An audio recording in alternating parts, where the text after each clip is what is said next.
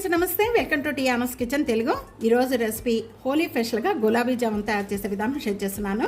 ఈ గులాబీ జామ్ కూడా మనకి పన్నీర్ కానీ మావా కానీ ఎటువంటి కూడా దీనిలో వేయకుండా ఒక కప్పుతో మిల్క్ పౌడర్ వేసుకొని సాఫ్ట్గా స్పాంజీ లాగా వచ్చేలాగా మనం చాలా టేస్ట్గా ఉంటాయండి. ఇదే కొలతలతో ఇదే విధంగా తప్పకుండా తయారు చేయండి. ఇప్పుడు వరకు కూడా నా ఛానల్ని ఫస్ట్ టైంగా చూసేవాళ్ళు సబ్స్క్రైబ్ చేసుకోండి, లైక్ చేయండి, వీడియోని నలుగురికి షేర్ చేయండి. ఓకే ఫ్రెండ్స్, రండి ఇది ఎలా తయారు చేయాలో చూసేద్దాం. హాయ్ ఫ్రెండ్స్, ఈరోజు సాఫ్ట్ అండ్ స్పాంజీ గులాబీ జామున్ తయారు చేసుకోవడానికి ముందుగా ఇక్కడ నేను ప్యాన్ అనేది స్టవ్ మీద పెట్టాను. స్టవ్ ఆన్ చేసుకోకుండా ఇక్కడ మనం 1 కప్ అనేది మిల్క్ పౌడర్ మరి ఇక్కడ నేను ప్యాన్లో వేసేస్తాను. కాకపోతే అయితే తీసుకుంటామో సేమ్ అదే కప్తో అన్ని కొలత తీసుకోండి. 1 కప్ అయిందని మిల్క్ గోరువెచ్చగా ఉండే మిల్క్ తీసుకుంటున్నాను. మనం రెగ్యులర్గా మనం యూజ్ చేసే స్పూన్తోని 2 టేబుల్ స్పూన్ ఇక్కడ ఉప్మా రవ్వ సూజీ. స్టవ్ ఇంకా ఆన్ చేయలేదండి. 2 టేబుల్ స్పూన్ ఉప్మా రవ్వ, ఇక్కడ 1 టేబుల్ స్పూన్ నెయ్యి వేసానండి. మన గ్యాస్ ఆన్ చేయకుండానే ఇదంతా కూడా మనం సాఫ్ట్గా ఉండలేమి లేకుండా ఇదంతా బాగా కలుపుకోవాలి. మనం గ్యాస్ ఆన్ చేసిన తర్వాత ఉండలు కట్టేస్తండి. అందుకనే ముందుగానే ఈ విధంగా సాఫ్ట్గా లిక్విడ్ లాగా తయారు చేసుకోవాలి. ఇదంతా సాఫ్ట్గా కలుపుకున్న వెంటనే ఇప్పుడు నేను స్టవ్ ఆన్ చేస్తున్నానండి. స్టవ్ మీడియం ఫ్లేమ్లో పెట్టి కలుపుతూ ఉండండి.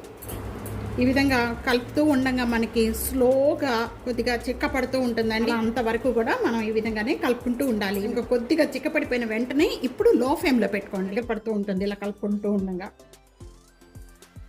ఈ విధంగా టైట్ అయిపోయిన వెంటనే కూడా నెయ్యి అప్లై చేసేసుకొని మనకి ఇప్పుడు తయారైందంతా కూడా ఈ విధంగా కొద్దిగా తీసుకొని ఈ విధంగా ఉండలాగా చుట్టుకుంటే మనకి ఈజీగా ఉండ రావాలి. ఇదంతా కూడా తయారైపోయినట్టే.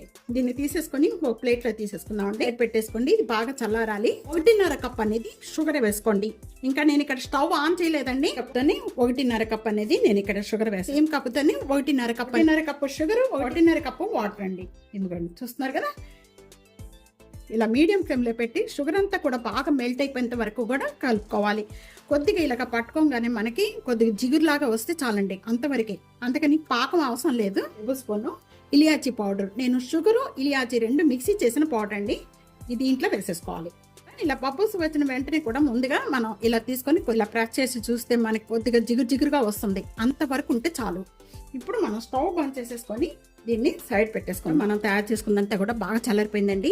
ఈ విధంగా చల్లారిపోయిన వెంటనే కూడా ఇప్పుడు మనం బాగా ప్రెస్ చేసి కలుపుకోవాలండి. ఇలా కలుపుకోవటం వల్ల మనకేంటంటే ఉండలు పగిలిపోకుండా చక్కగా సాఫ్ట్గా స్పాంజీ లాగా వస్తాయండి. అంత టేస్ట్గా ఉంటాయి.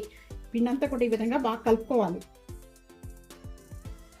ఈ విధంగా కలుపుకున్న వెంటనే కూడా మనం 2 టేబుల్ స్పూన్ గోధుమ పిండి అండి. గోధుమ పిండి వేసుకోండి దీంట్లో. అలాగే ఒక 1/2 table spoon baking powder, baking soda కాదండి, బేకింగ్ పౌడర్ ఒక 1/2 టేబుల్ స్పూన్. ఈ 2 వేసిన వెంటనే కూడా బాగా కలుపుకోవాలి.